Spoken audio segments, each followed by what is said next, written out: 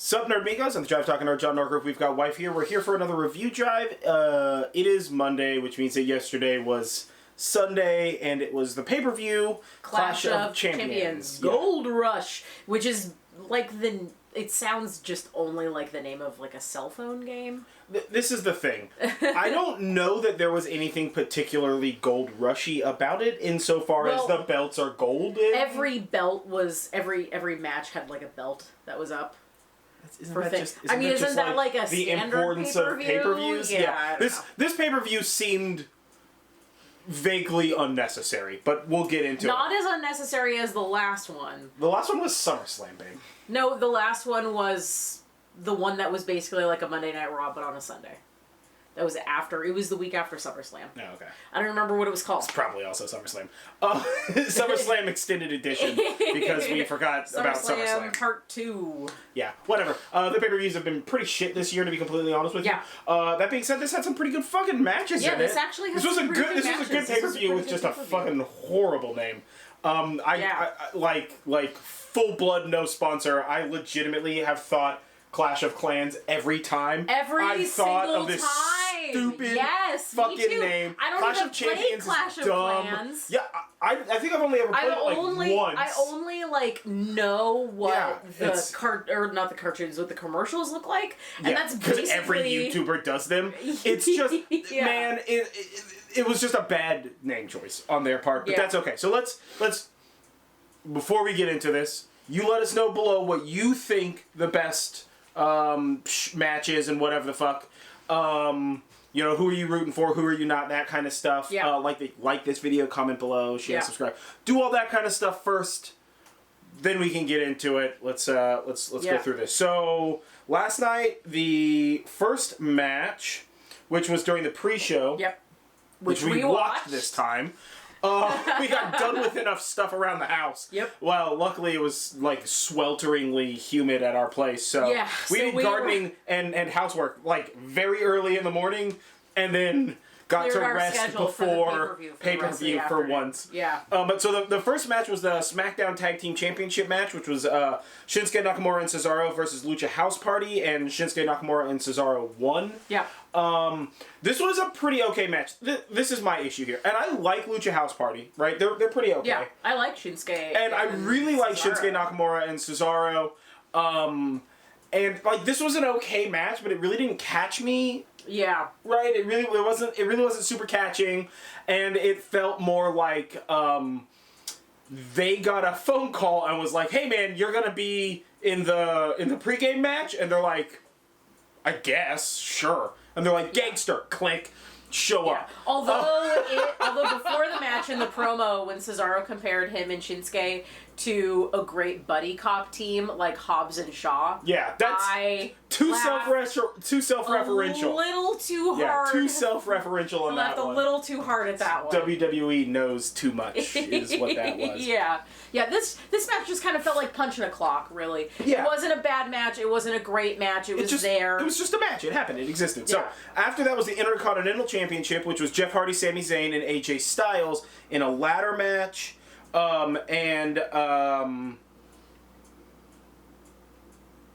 Zayn defeated. The way that this is written is so confusing. I had so much difficulty reading that. I was just like, I'm sorry, did somebody win that I didn't think won? He brought a bunch of handcuffs. Yes. And this one had the spot where they like handcuffed through the piercing on Jeff Hardy's ear. Yeah, and he's like to the ladder. Hardy's carrying a ladder in, and then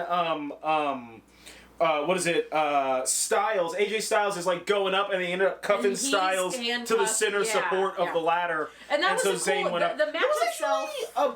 It was an okay match with a fucking fantastic ending. That's Let me tell you what, they brought the thunder in the last, 3 minutes of that match. 5 minutes of that match. I'm really happy that Sami Zayn is back. He's got this, mountain man kind of look. Dude, and it seems like he's doing real good, and I'm excited for this push that they're going to give him. Yeah. And I'm interested to see what's going to happen with these belts, and I hope they unify them and all that other because the drama leading up to as good and as much as I enjoyed this match, the drama leading up to it was fucking very dumb. Subpar. It was so dumb. It was just well, but I was the champion. Well, but I was the champion. It was like a 5-year-old playground argument. Yeah. As a plot, it was dumb.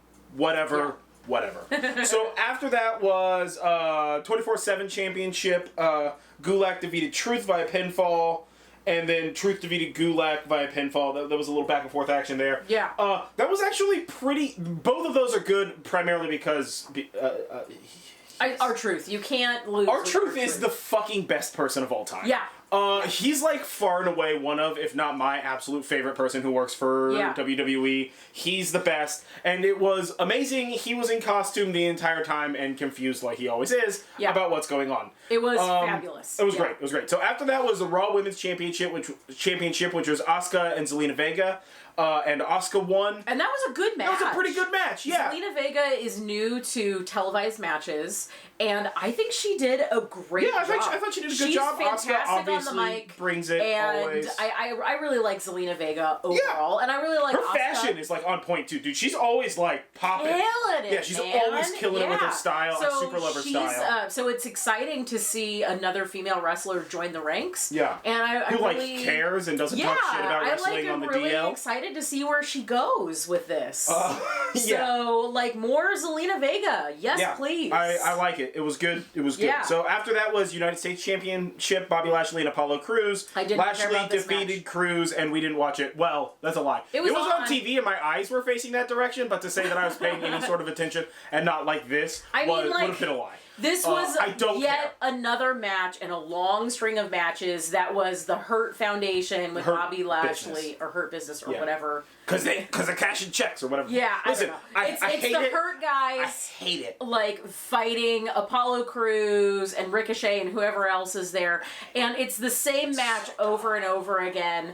And sometimes the Hurt Business wins, and sometimes they don't win. And I'm just tired of seeing these matches. Yeah. This is what I'm going to say. I don't care about the Hurt Business. I don't care about anybody involved in the Hurt Business. Yeah. They are all shit wrestlers. They're shit on the mic. Motherfucking VIP needs to shut his damn ass. His name is MVP. Whatever the fuck. He needs to shut his damn mouth up. All right. I fucking loathe the three of them. I get that is the point. Yeah. That they are meant to be hated, but they are meant to be hated over the fuck there where I don't have to see them. Yeah. That's how I feel really, about this. For me, Full this stop. is like the bathroom break, like cooking a snack. This is the fucking, just not at all, like, just out of the room. This is the match where you just wander Mute that off TV, in your put house. on some discotheque. You know what I'm saying? Like, don't watch this match. It was fucking awful. I don't care. I'm sorry. I'm so fed up with them being this being a fucking thing. Like, I don't care. Fuck them.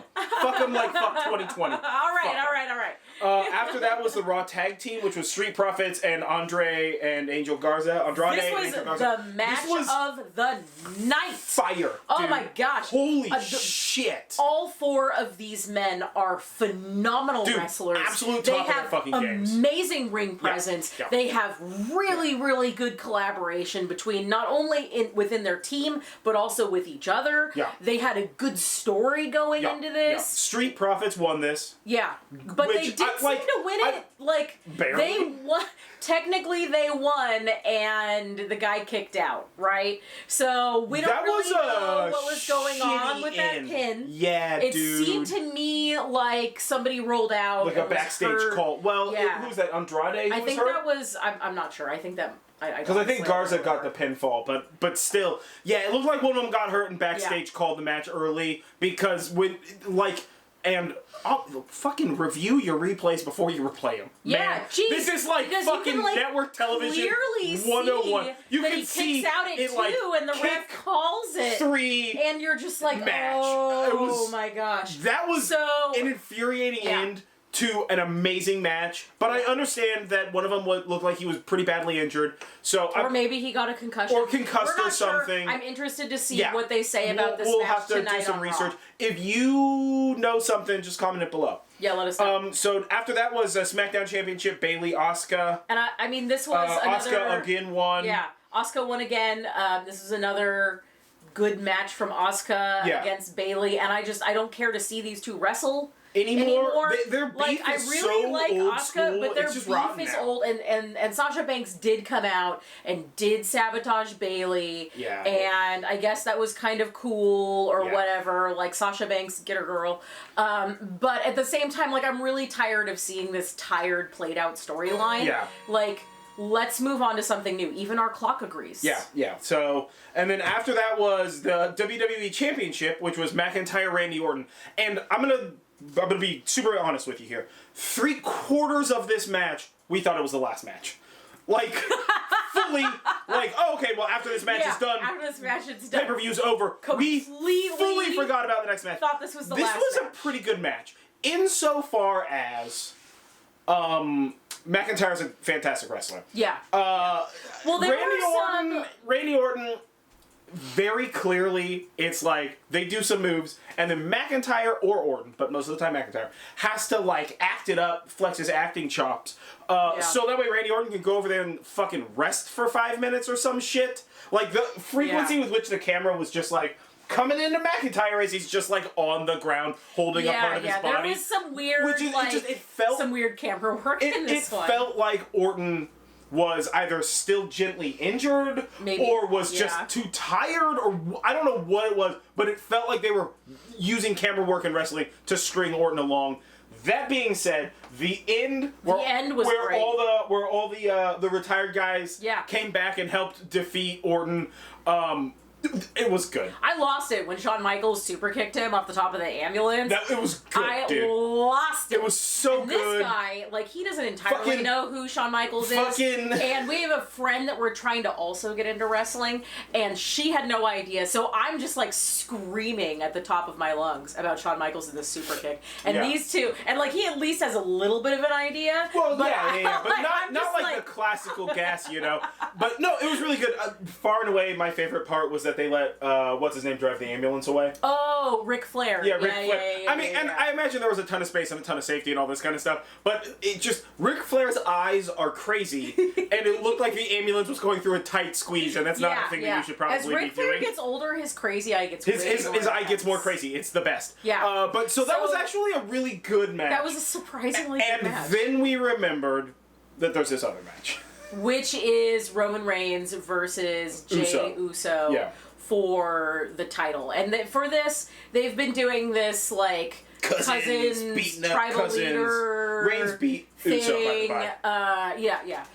They've been doing this storyline thing with it, and I have not been invested in it. In general, I'm a little irritated that Roman Reigns came back and they just handed him the title and completely stopped with the feud that was happening with Braun Strowman and Bray Wyatt, which was also including Alexa Bliss, which is still including Alexa Bliss, but nothing else is happening with the other two wrestlers. It's weird. I was not happy about them giving that title to Roman Reigns. Both of those people, alright, Strowman and Wyatt are both, in my opinion, superior wrestlers to Reigns and Uso.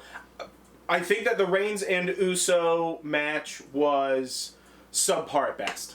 I mean, really, this match ended up being better than I thought it was going to be. It was certainly better than I was expecting it to be. This was not overall a great match. There were some good spots, and they were primarily when Roman Reigns kicked out and just full on thrust his arm into Jay Uso's balls.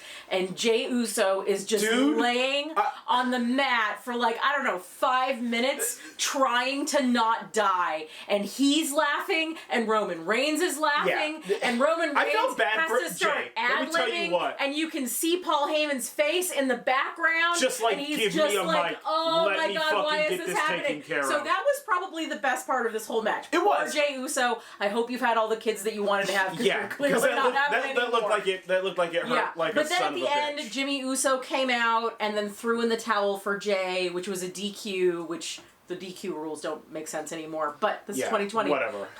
I don't like that they ended it like that, because to be honest with you, in my mind, it devalues Jay Uso's solo push. And it also devalues this whole title with Roman Reigns, because it's very clear that he only got this title so that him and Jay could have this feud. And now it looks like that feud's probably going to be turned on Jimmy and Jay. And something. I've never really been a big fan of best friends, now enemies, fighting. It's kind of storylines, because they're usually poorly done. This is a cheap bid for attention. It's a cheap title transition to begin with. It's a cheap non-title transition in this pay-per-view. It's just, the whole thing feels like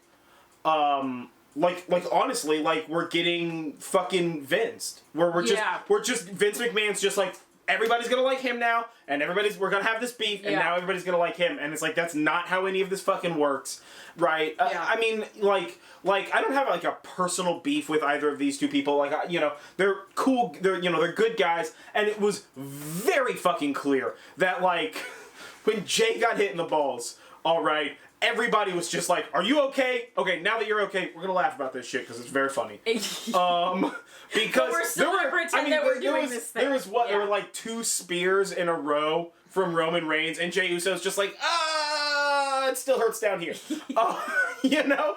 And it's just like, so like, that's funny insofar as getting hit in the balls is literally always funny. Yeah. But, oh god, we're turning into fucking Idiocracy. Yeah, we are. What's that show they watched? Ouch My Balls or whatever. Oh, I think so. Yeah. Ugh, Jesus. Yeah, I mean, it was an accident. It was an accident. Yeah, totally. But overall, this was actually not too bad of a pay-per-view. Yeah, I thought this was a good pay-per-view. I think that the Street Profits, Garza, Andrade, and Angel and Garza were the show. Fucking absolute best match of the night, far and away.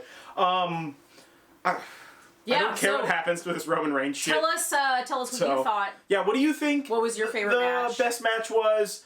What did you think of everything else that was going on? There was, I don't know. This was sort of a weirdly. It felt like short, shorter than it should have been. Whatever. Even though it was longer than like the last 4 pay-per-views have been, because the last 4 pay-per-views all ended at like 6:30. So, you know? But either way, you know, what do you think? If you didn't watch a pay-per-view, but you only watch, like, televised wrestling, you know, and you don't have, like, the WWE Network or whatever, like, what do you think about those results? Are you excited about tonight's Raw and Friday's Smackdown to kind of see how it all lays out or what have you?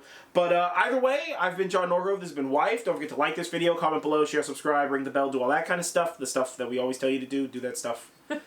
So there's more of it. If you did that stuff, we would stop telling you to do that stuff.